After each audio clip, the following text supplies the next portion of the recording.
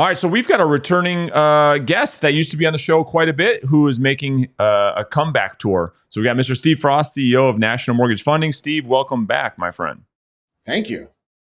So we are going to talk about the mortgage rates and what's been going on, and the trending future of mortgage rates and how that's impacting home sales and how that's going to impact the market moving forward. So let's just, I guess, from a high level perspective,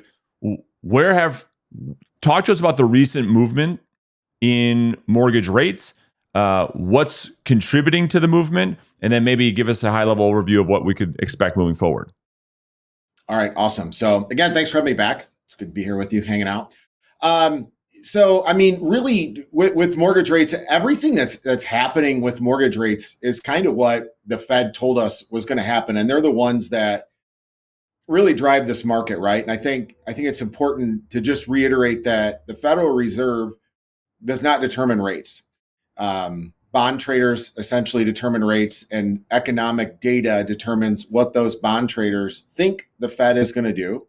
And then they trade accordingly, and they buy and sell these things, obviously, to make money. And anytime that there's news, or anytime there's like anything else, right? Anytime there's a headline, there's money to be made. And so we just have to understand that what's happening now is just we're following the trend, right?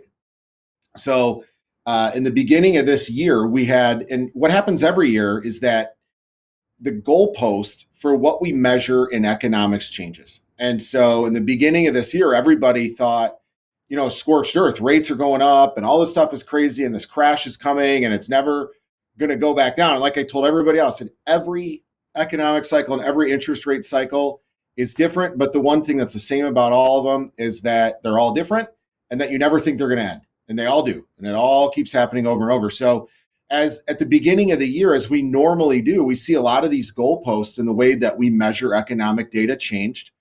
And so the economic data we were receiving was very positive. The labor market was booming. People were still out there spending money. We were not going into a recession, and all these companies and all these traders were kind of like, oh my God, like we got to get our money out of the bond markets. And then on top of that, you got the government issuing crazy amounts of debt and doing all these different things, right? So we saw mortgage rates trend up, right? Based on all this new information. And so what happens is, as those goalposts move and the economic data continues to trickle in, it's starting to soften. It's not, I've never been one of these guys like recession's coming, like it's going to be bad. I've always said, if the economy recedes, it's not what we think a recession is. It's not 2008. It's simply a change in how companies and big corporations allocate their money, right? Whether they're adding to things and adding employment, all these different things. So we've been waiting for what the Federal Reserve is saying the whole time. Is like, hey, we're waiting for this shift, for the inflation to ultimately and consistently move down, which we knew would be very slow. And we've started to see that happen. And the Fed now has come out and said, look, we're pretty good with inflation. Like we can cut rates before we receive a 2% inflation reading, knowing that we're well on the way. But the one thing that they're really watching is employment. And that's what really drove this last drop in rates. So there are two major events that really kind of knocked the bottom or the floor that these numbers were trading at. And that is the Federal Reserve at their last meeting had a very, what you'd call like hawkish statement, where they were kind of like, we don't believe this and that, like we don't know what's going to happen. And then there was a press conference where Jerome Powell came out and basically said like, hey, rate cuts are on the table for September. And that is the first time anybody's ever heard that come out of his mouth. He has never said anything along that line other than we're going to watch economic data. And so just those couple words were enough for the market to be like, oh, hell yeah, we're going, And so the markets immediately priced in a 0.25% rate cut at the Fed September meeting. Well, a couple of days after that, we got an unemployment report and it bombed, right? So we're looking for like 250,000 jobs or 80,000 jobs, whatever it might have been, or maybe it was 180,000, whatever it was, came in very low, right? And which was, again, something that we're seeing, like the big change in this is just kind of made up numbers that end up in these job reports, right? And so that stuff is finally filtering out, and like all the changes that they made to these calculations are finally kind of setting in, and we're really seeing what the real picture is. So when that dismal unemployment report came out, That helped us. We got a little bit friendlier inflation data. So all these things kind of piling on top of each other really led to a drop from where the beginning of the summer, we were looking at rates over 7%. I was closing clients at 7.25%.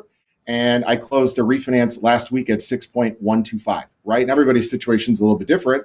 That represents a 1.125% rate drop in like 30 days.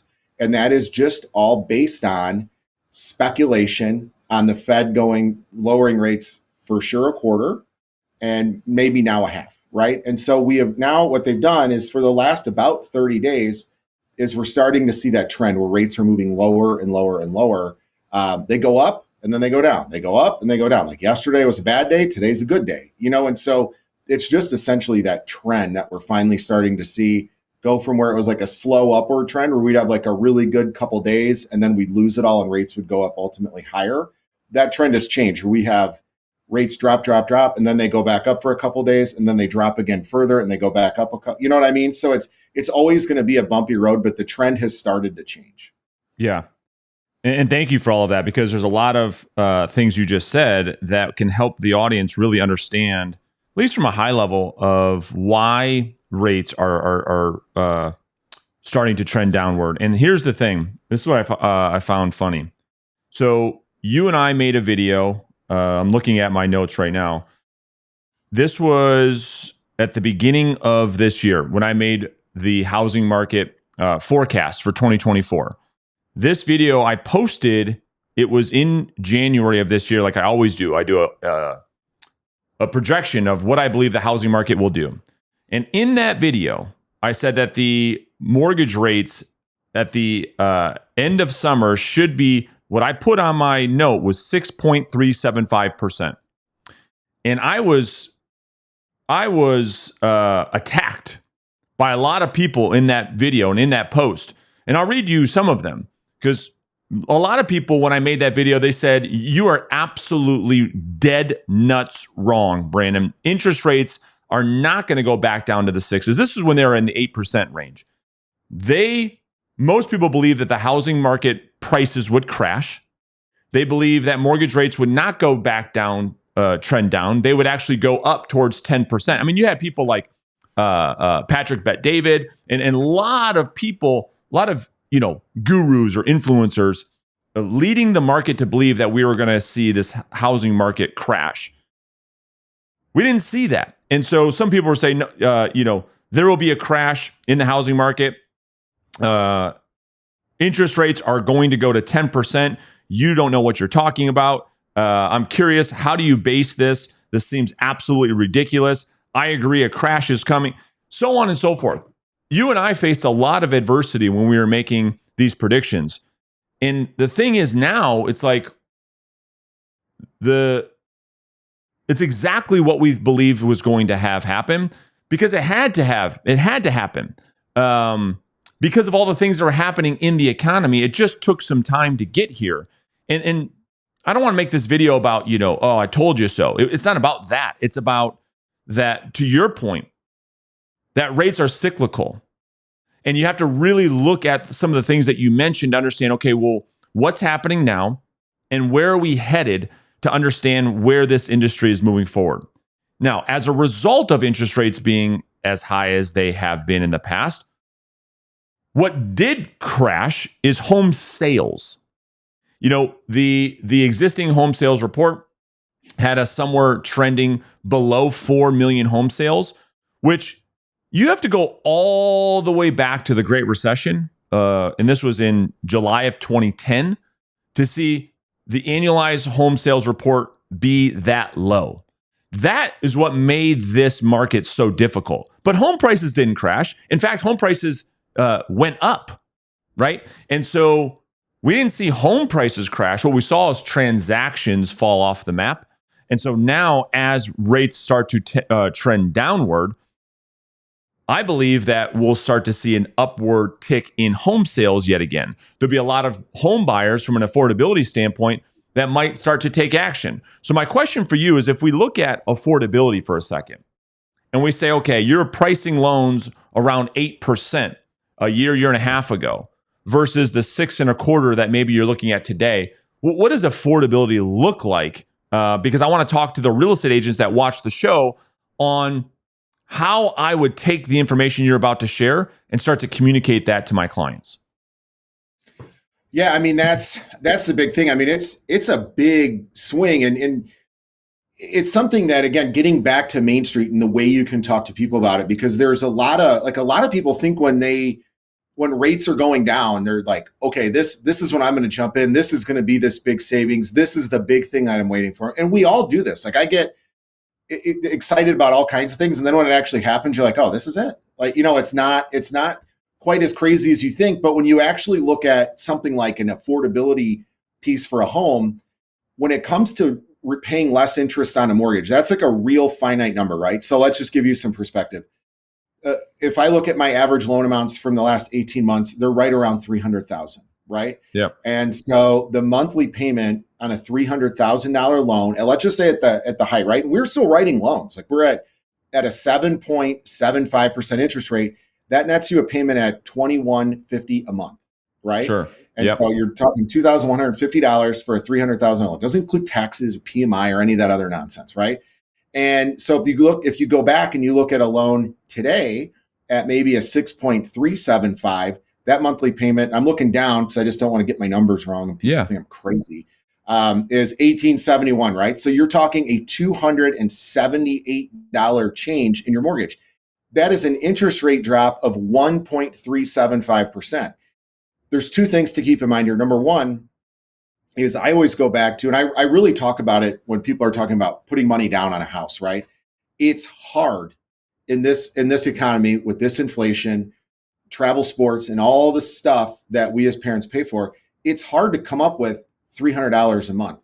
And if you think about it, like, to make $300 more a month, how much do you have to make before taxes? What, $5,500? So now you have to make an additional $457 a month if you want to do it from an income perspective. So if that's hourly hours you have to work and take away from home, or a job change to a higher salary, whatever it is. But the fact that you can do this by timing, right? So now you're in this timing position where, wow, this $300 a month savings, when you compare it to what it takes to bring into your house, is a huge difference. And that's why, when you look at the fact that there's not a ton of new homes going on the market, there's not if you look, housing starts came out today and missed. It was the first time that 5-unit plus housing and single family housing both missed their housing permits. So we're not building as fast as we're producing educated 35-year-old households that are coming out here to build and buy homes. So that $300 a month, $278, whatever you want to call it, is a big number for affordability. It's massive. I just did some simple calculations on the old Qualifier Plus calculator. It's the greatest app you guys could probably get as a real estate agent or a mortgage professional. And so I want to take the information, Steve, that we're sharing with people.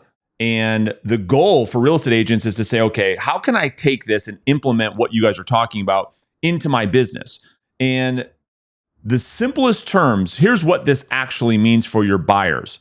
This means that your buyers can afford $50,000 more in purchase price. That's what it means in a practical sense. And so if I'm a real estate agent and I'm watching this show and I'm saying, okay, love the information, boys, but what can I do with the information? Here's what I'm doing. I'm going to create content that gives buyers and sellers a comparison from a year ago to what things look like to what things look like today, specifically on the affordability standpoint. And so this is a $50,000 swing in the home that buyers now can afford that just 12 months ago maybe they couldn't. This is the difference between looking at homes inside of the MLS that are listed at $300,000 versus being able to go up to the next biggest bracket, which is $350,000. That is a big difference when it comes to the type of home that buyers now have the ability to purchase that they couldn't do just a short time ago. You know what I mean? And just something to add to that, like if we look at, not going into the weeds, I promise, but if you look at inflation data and shelter cost, the biggest contributor to inflation still being high today and a little bit off the mark is shelter cost. And the largest driver of that is rent. So while the increases in rents have gone down considerably from what they were. Rent is still going up. So again, if I'm a real estate agent and I'm talking to clients that are saying like, I do a lot of buy now versus waiting calculations for There you people. go. Because no matter what, you have to pay for housing, right? Whether you're renting or you're buying. And so when you look at a rent increase, you'll never, and Brandon, you can tell me if I'm wrong because you've owned a lot more homes than I have, but you're never going to get a call from your landlord. It's like, hey man, some things happen in the market and it looks like we're going to be able to lower your rent. That's right. $280 a month, and No, so anybody that I know and pre-approvals that I've had in the past that are marked in purple on my sheet are renters waiting. I'm calling them saying, look, your housing payment just went down $300 and your rent payment will be going up when you renew your rent. So just something to keep in the back of the mind as far as rent versus buy too, which is important. well, I think it's a great point, and I think to further that point, maybe talk about the buyers that were buying a year ago at the 7.5 or 7.75%, and the conversations you're now having with them and how they're able to restructure their payment. And I think that's kind of what you're getting at is that if someone's saying, well, I'm going to wait to buy, I'm going to wait to buy, I'm going to wait to buy, I'm going to wait to buy, I'm going to continue to rent, you're virtually guaranteeing that your cost of living is virtually guaranteed to go up if you stay on the rental side. That 100%. not true with home ownership. And so speak to that for a minute and kind of what you're doing with your clients and what that's looked like with people just bought a house a year ago. Yep. So we're in Michigan. So a couple of things are happening. And so this is you and I talk about it all the time, the annual review, right? So for me on the mortgage side of things, and you can do this as a real estate agent because it's a great touch point for people. And I'm telling you this, there's no better thing that I'm doing right now to get in touch with people and have them really appreciate me, whether we do something or not, is anybody that closed in last year, in the last 12 months, and really I do this every year, is I say, first and foremost, did you get your summer tax bill where we pay our taxes twice a year? Everybody's taxes are going up. So I call them, I explain to them that, hey, you're going to have an escrow shortage, blah, blah, blah. As much as we try to offset this, we can't. And here's the other thing. And I just closed one. This was probably, I don't know, it was like Tuesday of last week that we closed. But these individuals had bought a home at 7.625%. They were transferring, they were moving here from Tennessee to Michigan, and they had to buy at that time, right? They had a job transfer, whatever it is. They had great credit. Everything was good. They were putting a little bit of money down, and they ended up they did a 10% down loan, 7.625%. We just closed on a refinance for them. This was a $418,000 loan. We refinanced them to 6.125%. Yeah, there were some closing costs. They rolled it into the loan. We used the property appreciation to put them in a lower like loan to value bucket, or so instead of them having 10% equity, we got the appraisal waived with them having 15% equity. So we lowered their PMI, we lowered their interest rate 1.625%.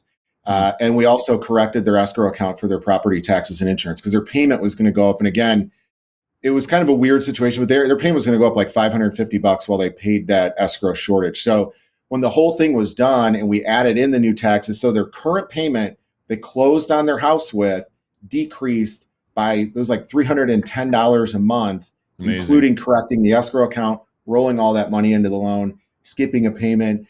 And that conversation with them is like, my parents bought a house too. Like, hey, can you have a conversation with them? So it's just one of those touch points. And it really put the marry that, like I even said it to him to be funny, marry the house, date the rate. I'm like, this is exactly what that meant. And I was like, I will call you again when rates go down to, if it's like 5.875, wherever we think that we kind of bottom out, like, hey, let's do this again. We'll try to get you the best deals we can in closing costs. But look, the bank will pay the closing. They'll let you put them right on your mortgage. Who cares? Your payment's $3,000 and closing costs is like a $12 difference per month. So you just let that go in the loan and save yourself some money and keep bottoming that out. So it is happening. Everybody that closed last year is dating their rate right now. They're finding new rates. So it's a real life thing, and it's helping a lot of people. It's interesting, Yeah, and it's also cyclical, right? It's Mm-hmm. pain. Everybody, like every other economic cycle, you think it's never going to end. You think it's worse than ever before, but just as we all know, like they all change, and this is the boom and bust cycle of going through real estate and mortgage business. Yeah. And I think that's another great thing that you mentioned for real estate agents from a practical application standpoint. It's like, what better opportunity to call the people in your database. We talk about it all the time. And, the feedback that I get from agents is like, well, what am I going to say, Brandon? I don't want to just be the call and check in guy. Hey, I'm just checking in. How's it going? I don't want to do that. Okay, great. Here's a great opportunity for you and your mortgage loan partner to go out there and communicate with your past clients, your database, your sphere of influence, and actually deliver tangible value, right? That's what I would be doing as a real estate agent. So I'd be calling the database, everybody who's bought a house in the last year and a half. Number two, I'd grab your mortgage partner and I'd be doing some type of live Instagram or live Facebook talking about what Steve and I are talking about right now, so that you can educate the consumers so they understand that they can restructure their debt in such a way to make it more affordable, because people don't know what they don't know. And so those would be two practical things I would do from this. Now, let me ask you about, let's look ahead for a minute. So we talked about the past. We talked about where we're at right now. As we look ahead, do you believe that rates will continue to trend down? And if so, what would be the reasons on why they will continue to trend down? I do think though, but really quick, one last thing on that you mentioned a good point is like, I don't know what to say when I call people, or like database hesitancy. So I've been doing this for 19 years, right? And I've always had a great relationship with my database. There is no better reason to call your database than to check every loan. Every house has property taxes in the United States, every single one. I don't know if they do them in summer or winter, however they do it, but just call them and talk about their property taxes. If anything, you can do a little politicking, like at least, Butler County, Pennsylvania has great schools and we pay this giant school tax or whatever it might be.